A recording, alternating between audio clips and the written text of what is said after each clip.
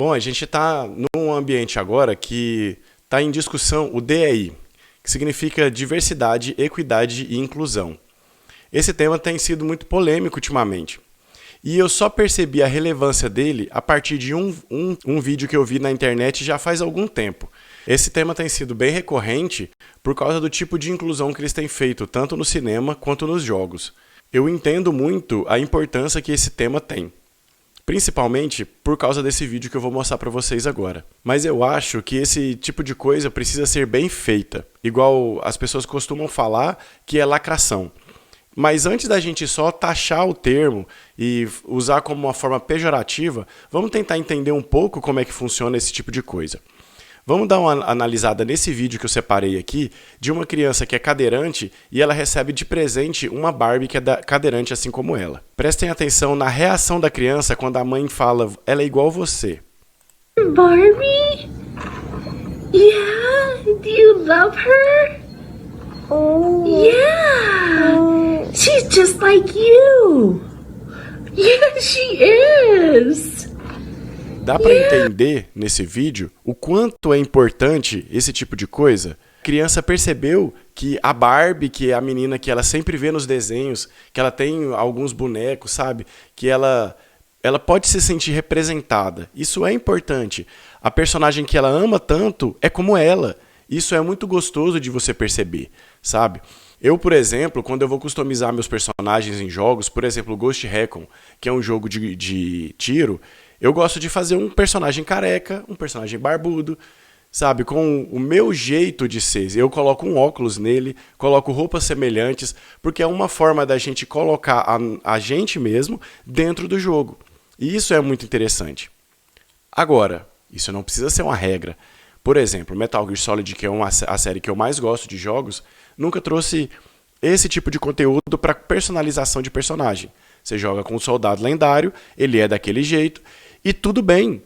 Sabe, às vezes você não quer se colocar dentro do jogo. Às vezes você está querendo ver uma história interessante, um enredo bacana, com personagens incríveis. Então o que acontece? De um lado, tem a criação original, onde o criador, ou o diretor, ou o designer projeta aquele personagem para a sua história, e de outro lado, tem nós que também queremos estar dentro daquela história. Então tem algumas formas que a gente pode fazer, que os produtores, né, os programadores podem fazer para alinhar isso. Você quer customizar seu personagem? Tudo bem.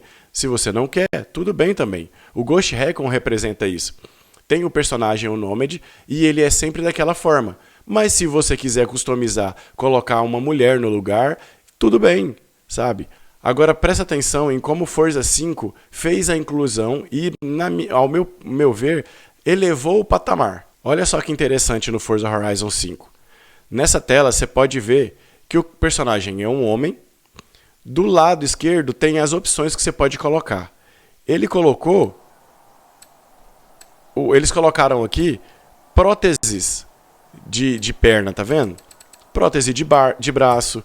Eles não mostraram aqui, também tem aquele, eu não vou lembrar o nome aqui agora, o aparelho de surdez. Não sei se é assim que fala, mas é um aparelho que os surdos usam no ouvido para conseguir ter uma melhor clareza.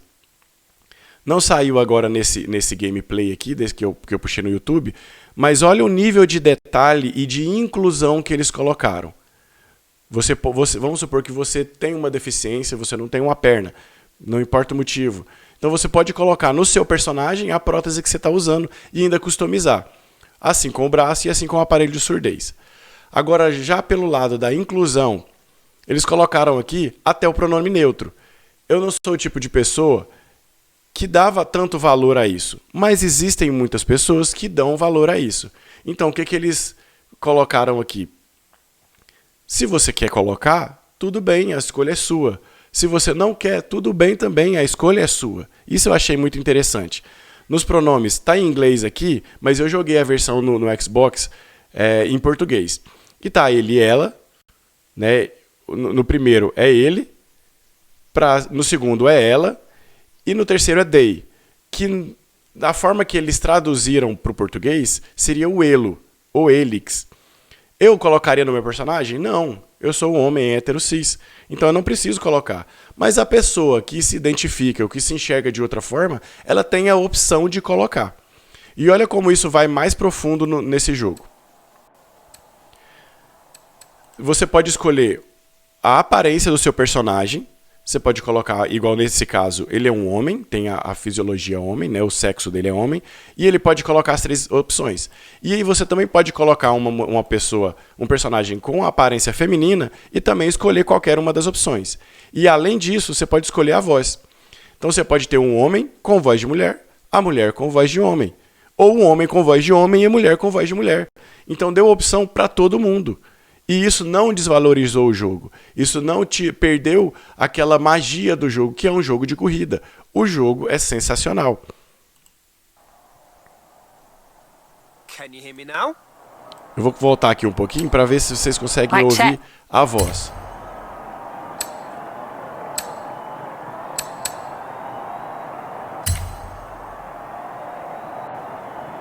Can you hear me now? Voz de homem.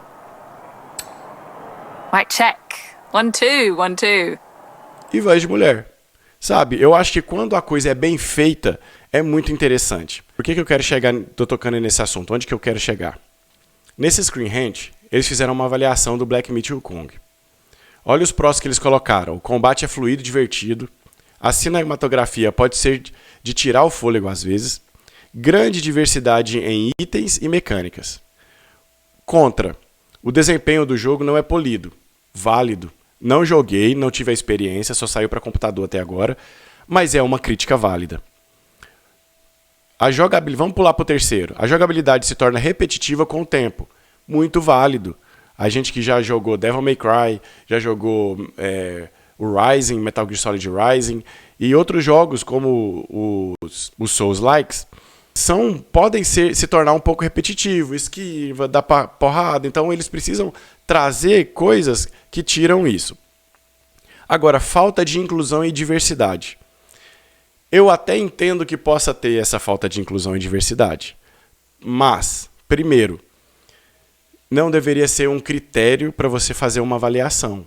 Eu acho que se o criador quis colocar, assim como no Forza Horizon 5, que eu acabei de mostrar, se ele quis colocar, show de bola, pode agregar muito.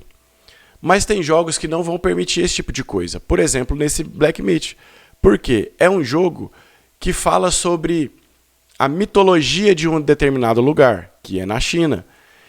E se é sobre a mitologia, os personagens eles já estão bem colocados na história.